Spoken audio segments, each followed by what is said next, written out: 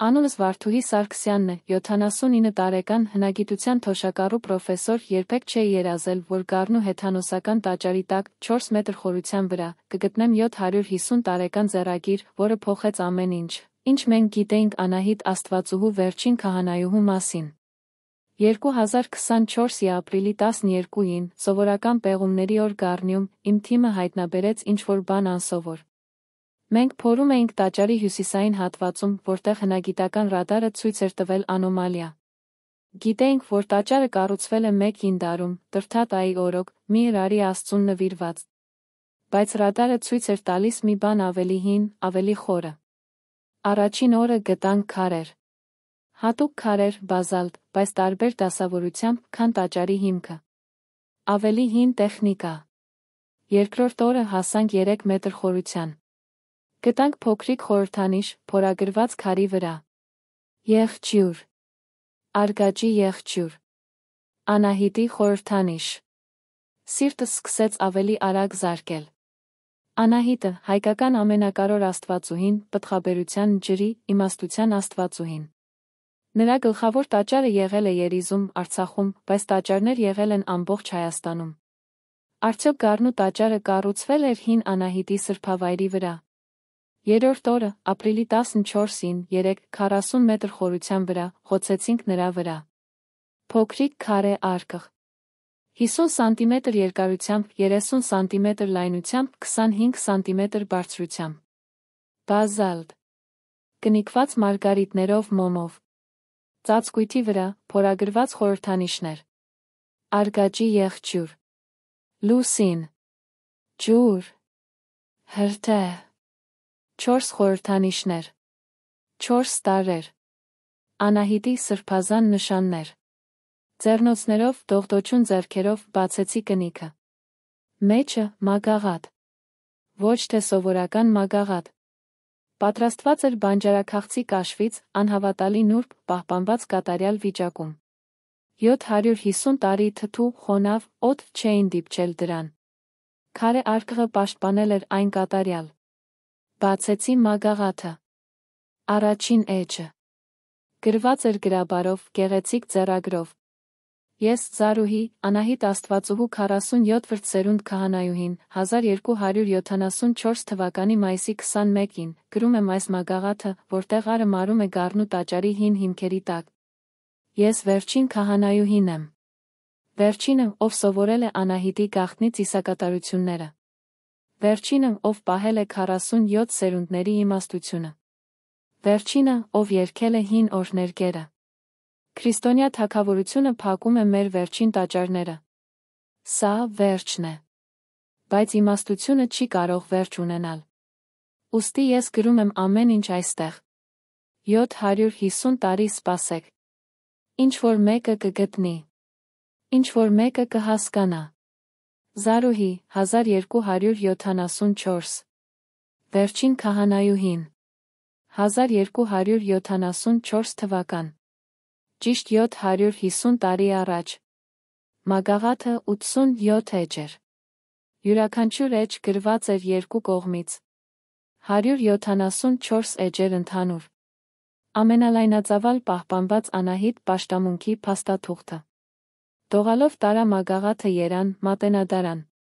Հաջորդ 8 ամիսները ես 6 մասնագետներ, 2 լեզվաբաններ, 1 պատմաբան, 1 մատենագիր, 2 դիջիտալ պահպանման մասնագետներ, աշխատեցինք վերծանելու, թարգմանելու, հասկանալու մագաղաթը։ Այն, ինչ գտանք, անհավատալի էր։ Մագաղաթը բաժանված էր 7 գլուխների, յուրաքանչյուրը նվիրված Անահիտ պաշտամունքի տարբեր ասպեկտին։ Գլուխ 1. Սերունդների պատմությունը, էջեր 1. 25։ Զարուհին նկարագրում էր 47 սերունդ քահանայուհիների պատմությունը։ Առաջին քահանայուհին, Անուշը, ապրել էր մոտավորապես 249 Քրիստոսից առաջ։ Յուրաքանչյուր քահանայուհի ուսուցանել էր իր դուստրը կամ ընտրել աշակերտուհի։ 1,5-4 տարի, մայրից դստեր, ուսուցչից աշակերտուհուն։ Բայց 1274-ին Զարուհին լինում է վերջինը։ Նա գրում է. Իմ դուստրը մեռավ երեխայում։ Իմ քույրերը, ովքեր կարող էին սովորել, ընտրեցին քրիստոնեությունը։ Ավանդույթը վերջանում է ինձ հետ։ Բայց գիտելիքը՝ ոչ։ Գլուխ 2. Անահիտի տաճարները, էջեր 26-41։ Զարուհին գրում է 23 Անահիտի տաճարների մասին ամբողջ Հայաստանում։ Երիզը, գլխավոր տաճարը Արցախում, որը քանդվել է 301-ին, երբ Հայաստանը դարձավ քրիստոնեական։ Բայց եղել են փոքր տաճարներ Արտաշատում, Վաղարշապատում, Արարատի հովտում, Սանա լճի եզերքին։ Մեծագույն հայտնագործությունը՝ Գառնու տաճարը։ Զարուհին բացահայտում է, որ 1-ին դարում, երբ Տրթատ ան կառուցեց Միհրի տաճարը, նա կառուցեց այն հենց Անահիտի հին սրբավայրի վրա։ Թագավորը չէր կարող քանդել սրբավայրը, մարդիկ պաշտում էին այն 400 տարի։ Ուստի նա կառուցեց նոր տաճարը նույն հողի վրա։ Անահիտի հին քարե բարձրացակը դարձավ Միհրի տաճարի հիմքը։ Բայց մենք, քահանայուհիները, երբեք չմոռացանք։ Մենք գիտեինք, որ սրբազան հողը մնում է ներքում։ Հասկացանք։ Գառնու տաճարը կառուցված է Անահիտի տաճարի ավերակների վրա։ 2 շերտ, 2 հավատք, 2 աստվածություններ։ Բայց նույն սրբազան հողը։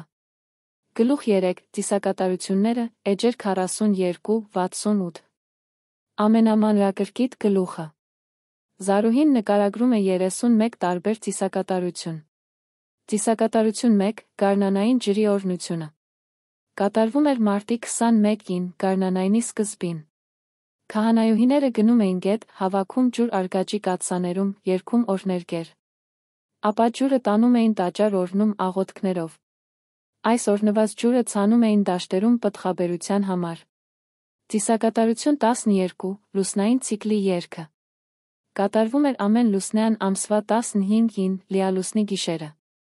Քահանայուհիները հավաքվում էին տաճարի բացօթյա գավիթում, երգում էին հատուկ մեղեդիներ, որոնք համաժամեցված էին լուսնի ցիկլերին։ Ծիսակատարություն 27. Մահվան վերածննդի ծիսակատարությունը։ Կատարվում էր, երբ ինչ-որ մեկը մահանում էր։ Քահանայուհիները լվացնում էին մարմինը գարնանային ջրով, ծածկում սպիտակ կտավով, երգում օրհներգեր 3 օր։ 4-րդ օրը մարմինը հողամասներում էին, հավատալով, որ հոգին վերադառնում է Անահիտին, ապա վերածնվում նոր կյանքում։ 31 ծիսակատարություններ։ Յուրաքանչյուրը մանրամասն նկարագրված։ Բառերը, երգերը, շարժումները, խորհրդանշական առարկաները։ Ամբողջական ուղեցույց հնագույն հայկական հեթանոսական ծիսակատարությունների համար։ Գլուխ 4. Բուժման իմաստությունը, էջեր 69-89։ Անահիտի քահանայուհիները միայն հոգոր առաջնորդներ չէին։ Նրանք նա բուժիչներ էին։ Զարուհին նկարագրում է 43 բուժման մեթոդներ, օգտագործելով խոտեր, արմատներ, ջուր, մեղր, մոմվածին։ Բուժում 7. Ընդհատված սրտի համար։ Եթե կինը կորցնում է երեխային, նրա սիրտը ընդհատված է։ Տուր նրան պղպեղի թուրմ, եփված տանձի տերով։ Երեկոյան երգիր նրան Անահիտի օրհնությունը։ 7 օր։ Սիրտը կլինի շտկված։ Բուժում 28. Երեխայի դժվարին ծննդաբերությունը։ Եթե երեխան չի ուզում ծնվել, քահանայուհին պետք է լվացնի մոր արգանդը օրհնված գարնանային ջրով։ Ապա երգիր ծննդաբերության երգը։ Երեխան կլսի Անահիտի ձայնը կգա։ 43 բուժումներ, կանանց հիվանդությունների, երեխաների հիվանդությունների, սրտի ցավի, մարմնի ցավի համար։ Յուրաքանչյուրը խառնում էր բուսաբանական գիտելիքը հոգոր պրակտիկայի հետ։ Գլուխ 5. Աստղագիտական գիտելիքը, էջեր 90-112։ Զարմանալի։ Անահիտի քահանայուհիները ուսումնասիրում էին աստղերը։ Զարուհին նկարագրում է, թե ինչպես նրանք հետում էին տարվա ցիկլերին, դիտելով աստղագույցները։ Մենք գիտեինք, որ գարունը գալիս է, երբ Վիրգո աստղագույցը բարձրանում է լուսաբացին։ Մենք գիտեինք, որ ձմեռը գալիս է, երբ ջրհոս աստղագույցը հայտնվում է։ Մենք օգտագործում էինք աստղերը որպես օրացույց։ Նրանք նա հաշվարկում էին լուսնի ցիկլերը, կանանց ամսական ցիկլերի հետ կապելով։ Լուսինը, կինը միացված են։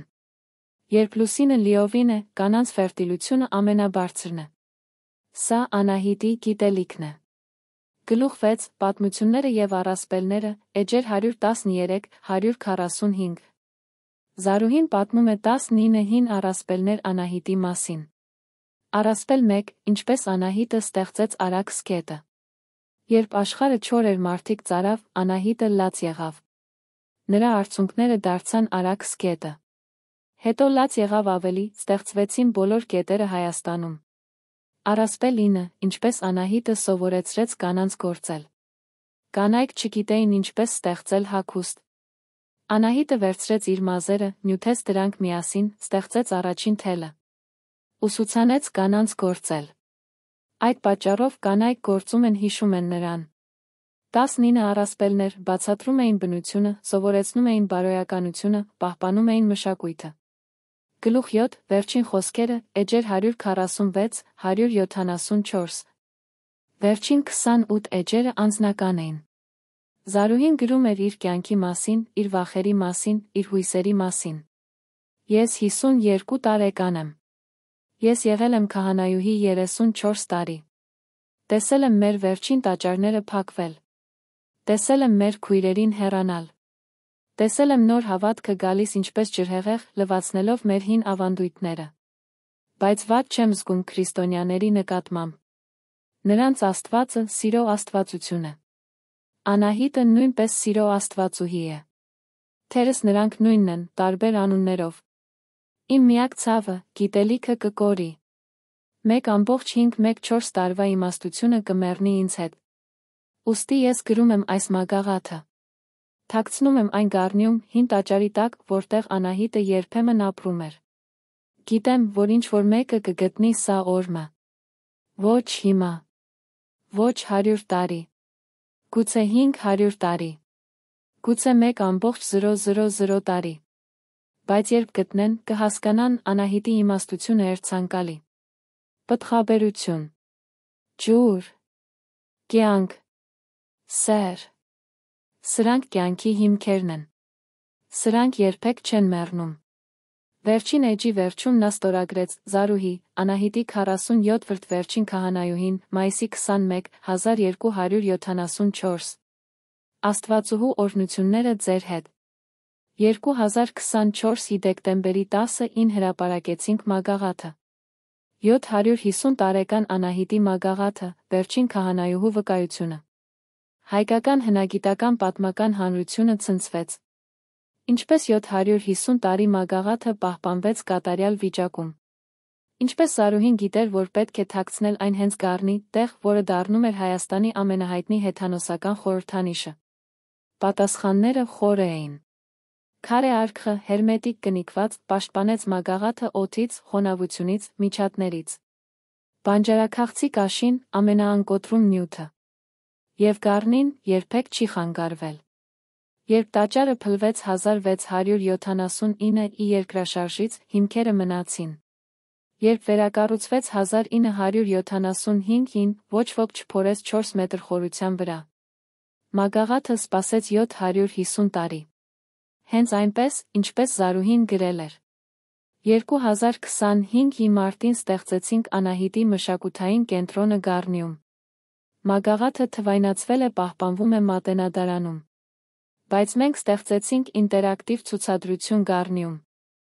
Այցելուները կարող են տեսնել 3 վիրտուալ վերակառուցումը Անահիտի հին տաճարի, Միհրի տաճարի տակ։ Կարող են լսել վերականգնված օրհներգերը Զարուհու մագաղաթից։ Կարող են ընթերցել Անահիտի առասպելները։